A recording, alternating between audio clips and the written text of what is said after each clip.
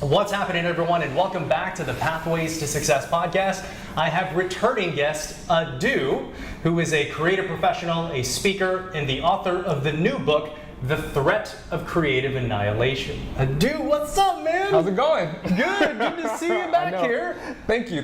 You know, honestly, man, I was so excited. I'm actually booked until February of 2019 with guests to come on the podcast. Wow. But when you said that you wanted to come on, I was like, I'm creating time for this guy. Oh, man, I appreciate it. This dude is amazing, so I'm excited that you're here. Thank you, man. And I'm excited to speak with you myself. I mean, you know, I'll be doing a couple of different things related to the book, but anytime I talk with you, it's always a pleasure, man. So I appreciate it just as well, for sure. Love it. And Yeah. I know last time you were back to back. This time you're back to back too. So I'm excited that we had some time together. So catch me up, man. What all is different since the last time you and I chatted? Well, a lot of things, you know. So I came out with the first book, so don't insert title here, The Guide Towards Creative Freedom and Success. Everything about it went according to the way that I wanted it to go, but I also learned a lot. So since then, I kind of just been more so focused on the upcoming book and just ways that I'm able to put out the content, put out the series and information in a more packaged way that I'm telling a different story. So what I like about this one is that there actually is a backstory that leads into the actual book. So this one is, you know, a lot different. Outside of that though, still doing everything related to managing social media accounts, growing social media accounts day by day, but also teaching as well. So doing that too, but yeah, you know, I got 10 jobs, man. Well, I'm curious. What are the big lessons that you learned publishing your first book? Yeah. How are things different? I think one of the big things is actually going according to your own pace, putting out things when you want to. And that's what I learned the most, because I felt like with the last one, it was I had to you know, put it out when, you know, somebody had told me that I needed to, in terms of just from an audience standpoint. I think the number of pages of the book as well, that was always an odd question for me, because you know, individuals are like, well, how many pages is in the book? And honestly, I'm just well, there could be 2 pages and those could be the most dynamic pages. So that was something that I took into consideration with this book, and knowing when, okay, it's time to go to another chapter because I'm done talking about that particular topic and subject. And then I think that the last thing would be to actually hold on to it a little longer. So this book, you know, it's a little bit of a slow burn. It's not going to be as, I feel like the last one was just so fast and then it was over with. People read it, it was great. But I really, really want to sit with this one. I mean, when you read the book, I literally have pages in there where I tell you, in parentheses, stop reading, come back a month later. Wow. Yeah, and the reason why I'm doing that is because I want, as you're reading the content and as you're actually looking at the book, I want to also try to help people when it comes to retaining content and actually being able to sit on things, you know? Today we live in a society where everything is moving extremely fast, and it's always been like that, right? But it's okay to come back to certain things. You don't have to take in so much, you know? It's almost like having a full plate, you know? It's yes, you have a full plate and there's so much food on it and all the food looks good, but if you eat all that food right away, you're gonna get sick and you won't be able to enjoy it, rather than eating enough and then saying, okay, maybe I'll have leftovers tomorrow. And leftovers are always amazing. So, you know, with this book, I'm really hoping that people can just take it in bite sizes, talk about it. I encourage people to share chapters. I start off the book by saying that this is an open conversation, you know, and it's interesting because already I've been receiving direct messages or emails hey, I think that there's a glitch with the photos for your book, because I saw that the crop and stuff, and I'm that is literally the way it's supposed to be. Design, But that's what I mean when I say creative annihilation, because it's hopefully going to kind of change up systematic you know, creative approaches when it comes to design. Love it. So the book again is called The Threat of Creative Annihilation. What inspired you to write this book? So it was maybe about a couple of years ago. A couple of years ago, I was working at an agency. And so I realized that when I was working there, you know, it's kind of like being a creative. It's like you're pushing these different ideas. It's almost that moment, right? Yeah. Where the client says, I want something new. I want something amazing. I want something so different, right? And then you present that and you present what's different, but then you always end up right back where you originally were. And so for a lot of creatives, I think that could almost be a little discouraging in terms of them actually wanting to push their creative ideas and really trust their gut instinct, right? When it comes to the ideas that you're coming up with. So when I say the threat of creative annihilation, I mean, it's okay to be in whether it's an industry or whether it's a company or around people, and come off as a threat because the things that you're presenting have never been heard of, or it's odd, or it's frightening for people to actually do. And so that is the threat of creative annihilation. It's really you being okay with being considered a threat because what you're doing is shocking and it's different, but also at the same time, that's the only way that you're going to push your creativity forward and also challenge people to think differently when it comes to the idea of creativity and what that looks like. So with that kind of being, you know, the theme of things, like who is this for? Who's going to benefit best from this book? Yeah. I think all creative individuals, I mean, I know that that's a wide audience. Sure. But I think creative individuals, specifically, I would say creative individuals that are currently working internally at creative organizations, agencies, or companies. Because hopefully the book will kind of show you how to navigate through that and be okay being like working wherever you're at. I also think, you know, anyone from, you know, roughly people that are aspiring to be in the creative industry, and then also people who are currently in the creative industry, but it's like they want to break through, you know, they want to actually do something that's different. It's only but so many times that when it comes to a particular campaign, and trust me, sad but true, some of us creatives do this, we recycle ideas, you know? And before you know it, you know, it's like, wait a minute, I just presented that idea, but I just changed it up a little bit. Like, you're not really pushing yourself. And so as you grow as a creative individual, you have to learn that sometimes you have to totally redo things, right? In order to spark a new creative idea or design. And I even challenged myself with the book aesthetic, like down to the pictures and down to like the typography that I'm utilizing in the book. The way that I'm breaking like the grid, the way that I'm treating the typography from a design aesthetic standpoint, it's different for me. Like, I was shocked. Like, I'm looking at it, enjoying it. Like, who did this? Because I'm like, it's not particularly my style. But it was nice to be able to explore something new. So that's what I mean. It's also okay to explore new ideas. So I think anybody that's creative, and I think that depending upon where you're at through your creative journey, you'll be able to kind of pick up, you know, different pieces that will hopefully encourage you to move on. It's a creative self-help book, ultimately. Interesting. So what's interesting is that you said don't be afraid of being a threat, right? Because these are new ideas. So I'm curious, for the individual who wants to kind of bring these ideas into fruition but has that reluctance of sharing it, how do you help them get past that? Oh, that's a great question in terms of being able to like share their ideas, and it's a vulnerability. You know, I always say that I think that creatives are probably the most emotional humans in the world.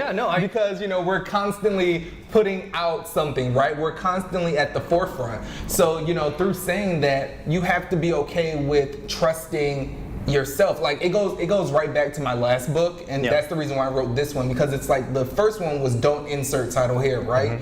That book is focused on you becoming comfortable with the exact individual that you are, and and knowing what you do, you know? And I think that we all have it in us, right? It's just a lack of confidence, and that comes from a series of things, you know, where some, you know, some people walk through and get, you know, through a lot faster. Others, it takes them time. But you have to sit on that idea. I mean, I made decisions within this book, right? Very, very quickly, because I wanted to challenge my first instinct. And I was happy with it. Now, some people may not be, because it's also going to kind of change, you know, the look and feel. But I think that when it comes to individuals being able to push out things, right? With just a sense of confidence, you have to understand that you were given the ability ultimately to be able to create, and you had the passion within you. You know, it's just one of those feeling type things. So is one of the main messages that you're giving people, you say, what does it mean to be a creative threat, and it is okay? So the answer is yes to both, right? Yes. Right. Gotcha. Okay. So as far as, I know the other topic that we want to discuss is why is it important to learn the fundamentals of design, yet to break them? What does that mean, and why is that important? Yeah, so I kind of come from a background of both, you know. I grew up actually designing first for my mom. And what I was doing through there was I was designing anything. She had her own business, so anything that my mom wanted, I would just like create, right? But the thing about it was I was also in high school, middle school maybe, you know? So I was in high school, middle school, but I understood that I needed to, from a technical standpoint, understand all of the design skills in order to like really prosper in terms of being a creative individual. So I think that when it comes to designers, you have to be a student of the craft constantly, and then you're able to break the rules. So I'm not telling people to jump into this book or some of the things that I'm saying by just right offhand breaking the rules and doing things that are like wild, because I mean it's kind of like what's the best way to put it? I mean, I feel like it's like that with anything, you know what I mean? It's almost like that with baking, right? You know, or with cooking, for instance. When you're cooking, at first you look at the ingredients, and then you do everything right, and you put all the ingredients in there, and then it comes out. But then maybe you're like, I think I want it a little sweeter, or I don't want it that sweet. Yeah, right. So you're able to not look at it, but then you're kind of just coming up with it, and you're making something of your own. And so it's the same way when you're a creative individual. You have to understand the education and also the fundamentals behind design before you can actually break those rules. And I think that the reason why is because it allows you to understand, okay, here's what society has said is the correct way of utilizing typography, right? Yeah. You're like, okay, this is how I want to use it, and I'm also going to show them why it's okay to use it this way because I'm basing it off of the rules, yet I'm doing it in a very unique way. I see that, and I see that actually applies to many different kinds of contexts. I've heard some people say first you must imitate before you can innovate. Yeah. I think Bruce Lee also has a quote saying something like, remove what's not useful and then add uniquely what is your own. It's like you need to understand kind of the rule set before you can actually bring what you have to the party. Yeah. Right? Yeah, absolutely, yeah. And it could also, and also on the flip side, for those individuals that are so, based off of the book, and because, after that, I also went to college for graphic design, marketing, continued to do that, advertising, so back in school for art direction, then I went back to school for typography, right? So I was constantly in school. However, I was okay with saying, okay, let me try this a little differently, and let me do this. I hope that this book really pushes creative individuals not to play it so safe, And when you don't play it safe, you're a threat because you're doing something that people are afraid of because it's not known, it's unheard of. So I hope that the book really pushes people to kind of, make some risky decisions when it comes to design and just pushing out creative ideas in general. So what do you think are kind of those baseline fundamental design fundamentals that someone needs to know first before they can start to kind of, innovate? Yeah, that's a big question. Yeah. Because there's so many different parts, Sure. So when you talk about design though, just so our audience knows, is it digital design? Is it print? Is it how do you? Yeah. It's mainly graphic design. Gotcha. Yeah, okay. Graphic design, and I would say even more so typography, for instance. Okay, cool. So, through saying that, it's really being able to, with typography, understand leading, understand kerning, understand the ratio behind, or the golden ratio. There's so many different things tied to it from a technical standpoint that are really just great to know, and also it helps you, from a long term. It just helps you to actually understand them. But once you understand them, it's like, okay, how can I actually switch this up a little bit, right? To bring in just an overall new aesthetic to challenge people to look at it a little differently, And I'm not saying that it's, something that everybody is going to be able to understand right off bat, because I think that it takes time. However, I think that just like anyone, when you have an educational background or you understand the skills of something, then you just kind of want to make it better. You know, I also hope that the book pushes people to want to actually make, you know, creating or even coming up with ideas like better. Like, what does that process look like? You know, how can we actually basically evolve what we already know? And that's just from an industry standpoint. So yeah. Gotcha. So can you think of like the most prevalent example of how you have broken the rules and achieved some massive creative breakthrough? Yeah. I would say that I think that one would definitely be being able to merge multiple skills when it comes to creativity and applying that from a social standpoint. So even when social media kind of like, you know, first started, just in general or whatnot, it pretty much was based on, you know, you put out the post, that's how it went, right? But now I think that for me, actually creating, doing video, doing typography, understanding photography, understanding content from a long form as well as from a short term standpoint, being able just to kind of merge all of my skills together to push out content, I think has helped me. And that also goes back to the first book that I came out with, only because it's one of those things, you know, don't insert title here. It's more so me being able to utilize all of my design skills, all of my background, my research and everything in order to push out things the way that I want, which is also great because it makes me a one-man shop. Sometimes very draining and tiring, for sure. But also at the same time, it's like, wow, I'm happy that I have the capabilities to actually be able to do this and do it exactly the way that I want it. Love it. Love it. Well, let's close with one more kind of topic here that I know we wanted to discuss. And what's interesting is that, you know, here overseeing talent for Bottle Rocket, we talk about everything is like an experience, right? And you actually, you consider your book to be an experience and not exactly a book. What do you mean by that? I mean experience. Like, I think, you know, the book is one part of it. But also, as you're reading the book, I understand all of the platforms in which, you know, the content is reachable, in which people can engage with me. So when I say experience, it's like the book sets the foundation because you've read it and you understand it. But now it's like when you listen to the audiobook mixtape that I'm going to come out, or even when I'm doing the book tour, you know. And so that's what I mean by experience, like really being able to not just focus on the book as the end all be all, because there's so many other parts that kind of come along with it. So I'm hoping that everybody is along for the ride and the journey. And I think it's going to be a blast. I'm totally looking forward to it. I think it's different. I feel good about it. It has personally challenged me as a creative individual.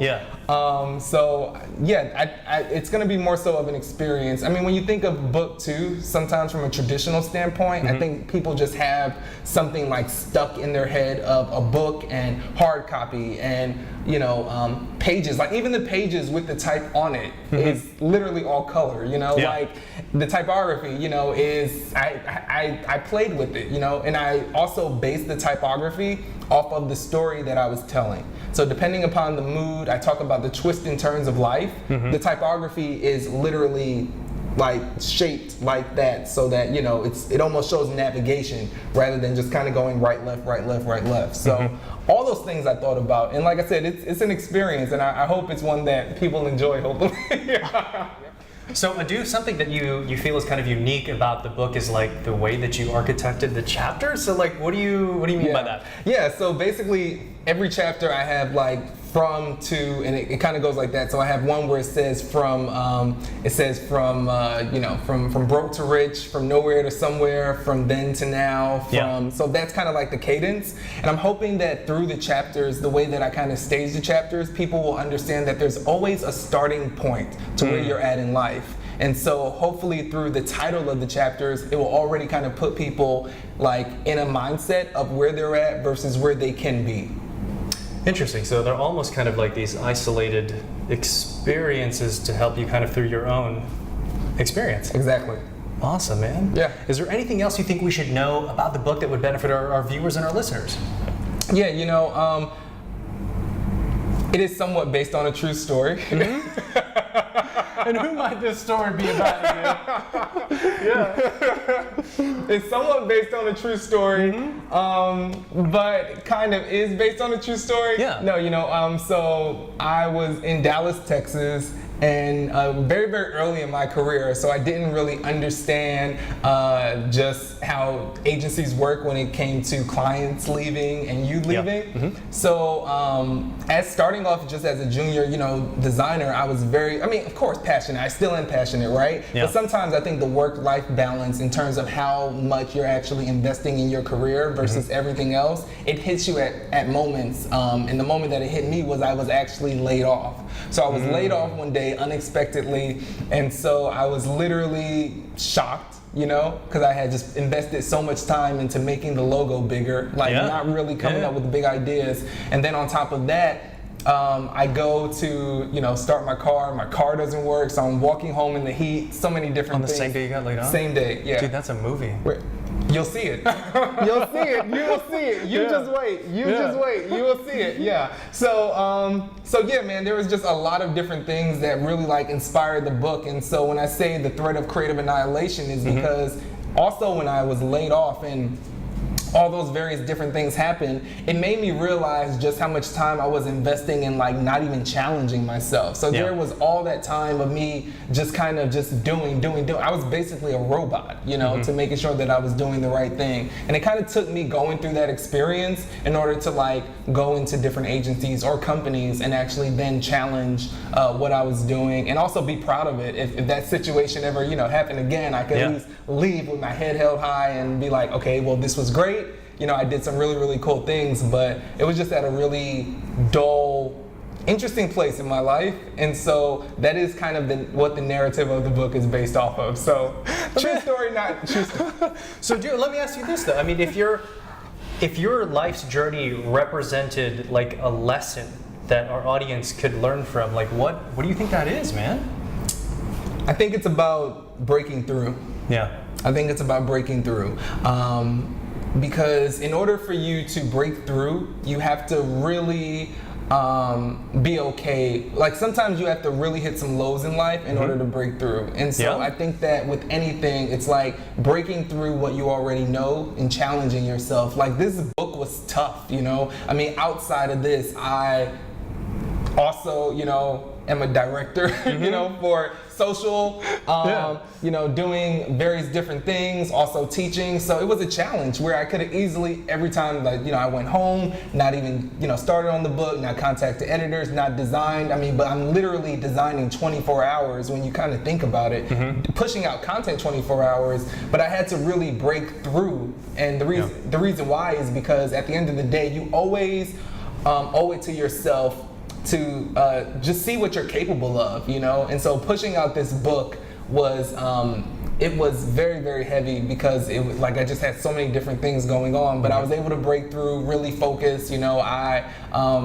kind of completely had to put my phone on mute a couple of days. I completely told people, hey, I'm probably gonna get back to you in 3 weeks, and they would say 3 weeks, what are you talking about? You're gonna get back to me in 3 weeks? And I'm like, yes. I need to focus on this book, period.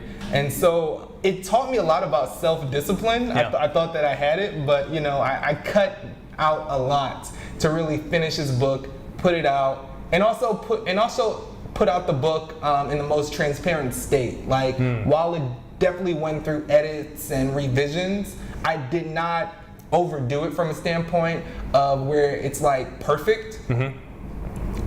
Because I think that the idea of perfection is, that in itself is crazy. Yeah. It's nearly impossible.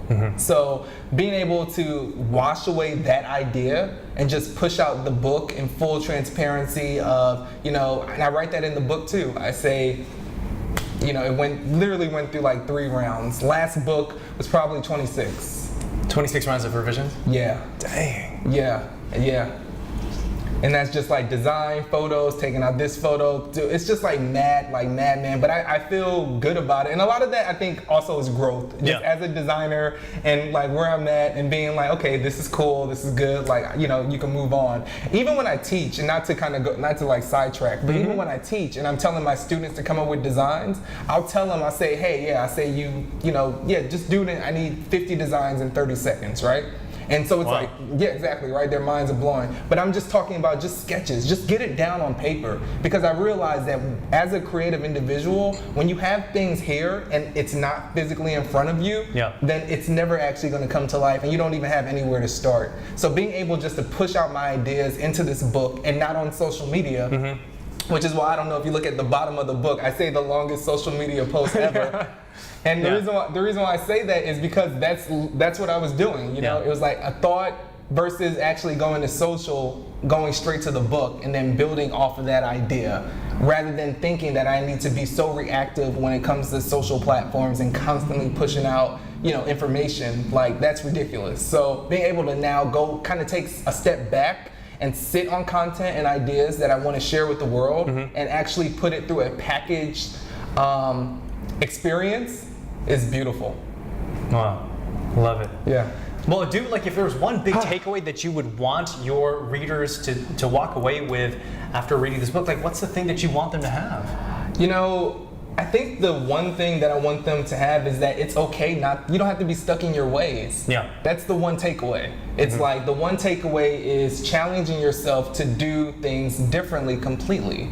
How you already thought about it, you know? And so it's like, even down to fonts, and I talk about it from a design standpoint, obviously graphic design, you know, but just like really saying, okay, you know what, I want to totally give this another shot, and I want to try it new. I want to do something different, you know. Do it for yourself, because you deserve it, and I think that when people read the book, hopefully they'll think about things a little differently. I mean, even the way that I am now utilizing social platforms, it's completely different from then how I used to, and that's only because, you know, like I said, I wanted to be able to actually share ideas and thoughts that were a little bit more thoughtful. I don't think that we do that enough. I think that we push out so much content and so many different things that, are we really putting a lot of thought to the things that we're saying? Now, I don't want to step into politics, but obviously some people are not putting any thought into those things. But you know, yeah, I think that's the one takeaway, is definitely it's okay to not be stuck in your ways, and it's okay to think differently and do things that are different. Love it. Yeah. Love it. Adu, man, it's always good to see you, man. Tell us how we can check out the book, connect with you on social, give us all this. Absolutely. So Instagram is probably the best place to find me. So on Instagram, my handle is _ADU. The book is now available on the Apple iBook store, so very excited about it. As you guys heard, the name of it's called The Thread of Creative Annihilation, and then also the hashtag that I'm using in association with the book is Creative Annihilation. So if you do get the book, please use that hashtag. I want to be able to engage with you guys, talk about the book, get your thoughts, and I'm excited about it. Thanks so much for having me. This is always a pleasure. It's always good to see you. You got such a good energy, man. I love hanging out with you. Thanks. So everyone, thanks for tuning in to another episode of the Pathways to Success podcast. As always, make sure to subscribe, comment, and share, and we'll see you next time on the next episode of the Pathways to Success.